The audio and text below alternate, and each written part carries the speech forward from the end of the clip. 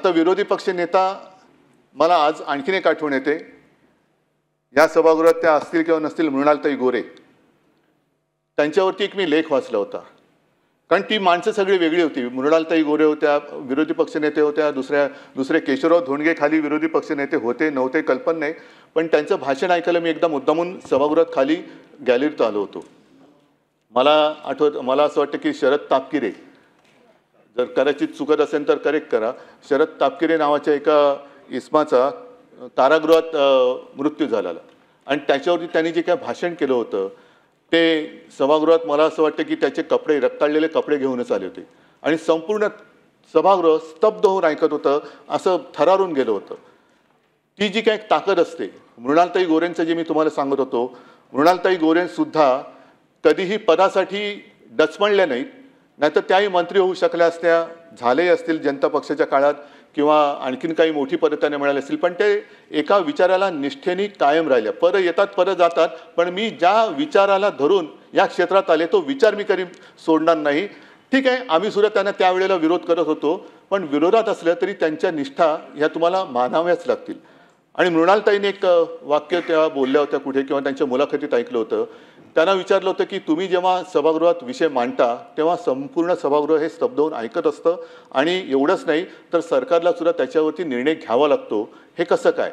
आणि त्यांनी सांगितलं होतं की मी जे काही विषय मांडते ते नुसतं वृत्तपत्रात वाचून विषय मांडत नाही, तर एखादी माहिती मला कळल्यानंतर मी प्रत्यक्ष त्या ठिकाणी जाते, त्या तिथल्या लोकांकडनं समजून घेते, पूर्ण अभ्यास करते आणि मग सभागृहात तो मी विषय मांडते, म्हणून त्या विषयाला तेवढी धार येते.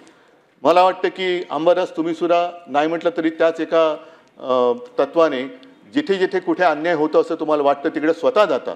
अनेकदा मला कधी त्यांचा फोन होतो की मी इकडे अमुक अमुक ठिकाणी बसलो आहे, इकडे ह्या शेतकऱ्याने आत्महत्या केली त्याच्या घरी बसलेलो आहे, ह्या इकडे असा गुन्हा घडलेला आहे, अमुक ह्याची हत्या झाली त्यांच्या घरी मी बसलो आहे आणि त्यांच्या कुटुंबियांची माझं ते बोलणं करून देत आहेत. मध्ये तर मी गेलो होतो तेव्हा शेतीच्या बांधावरती उतरलो आणि निवडणुकीचा काळ होता, विधानसभेची निवडणूक लागली होती. आता जे काय सांगितलं की सरकार उत्तम काम करत असताना विरोधी पक्षाला काम नसतं, पण बऱ्याचदा असंही असतं की विरोधी पक्षनेत्याला हाही प्रश्न पडतो की बोलून काही उपयोगच होत नाही तर सरकारकडे बोलायचं तरी काय, असं तो भाग नाही आहे. पण एक योजना जाहीर झाली होती लाडकी बहीण, आणि मी शेतीच्या बांधावरती उतरलो. अंबादासना म्हटलं छत्रपती संभाजीनगरमध्ये आपला कार्यक्रम होता अंबादास, आणि मी त्यांना सांगितलं की अंबादास कुठे शेतकऱ्यांना जरा शेतमजुरांना भेटता येईल का? मी गेलो, तिकडे उतरल्यानंतर शेतकरी आले. शेतकरी म्हणाले दादा तुम्ही खूप चांगलं केलं वगैरे वगैरे सगळं झालं, आणि माझं लक्ष गेलं बाजूला शेतमजूर महिला काम करत होत्या. मी त्यांना विचारलं की त्या पण मी गेल्यानंतर उभ्या राहिल्या, मला नमस्कार वगैरे केला. म्हटलं काय ताई आता तरी खुश आहात ना, तुम्हाला आता लाडकी बहीण योजनेअंतर्गत एवढे एवढे पैसे मिळतील. तर तिने बाजूला बघितलं, बाजूला तिचं छोटं मूल होतं. मला ना कसं काय म्हणे याची शाळा ॲडमिशन नाही होत, काय पैसे पुरणार? अंबादासकडे मी बघितलं, अंबादास म्हणाले उद्धवजी तुम्ही जबाबदारी माझ्यावर सोपवा, याची जबाबदारी मी घेतो. आणि जवळपास किती 15 दिवसात ना अंबादासजीने फोन केला, ती जी माहुली होती तिचं बोलणं करून दिलं, त्या मुलाची शिक्षणाची सगळी सोय ॲडमिशनसह अंबादासनी केली.